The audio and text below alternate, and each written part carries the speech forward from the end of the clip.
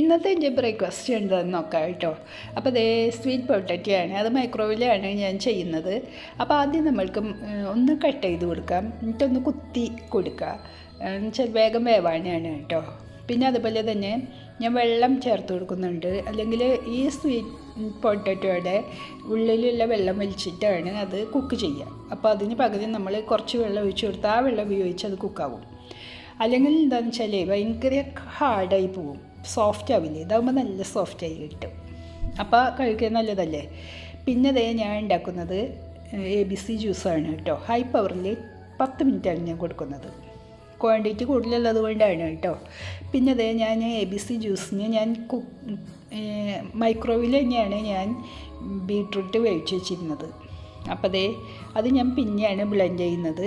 ഇഞ്ചി കുറച്ച് ചേർക്കുന്നുണ്ട്. ഈ ബീട്രൂട്ടിൻ്റെ ടേസ്റ്റ് പച്ച എനിക്ക് ഇഷ്ടമല്ല, അതുകൊണ്ടാണ് ഞാൻ വേവിച്ചത് കേട്ടോ.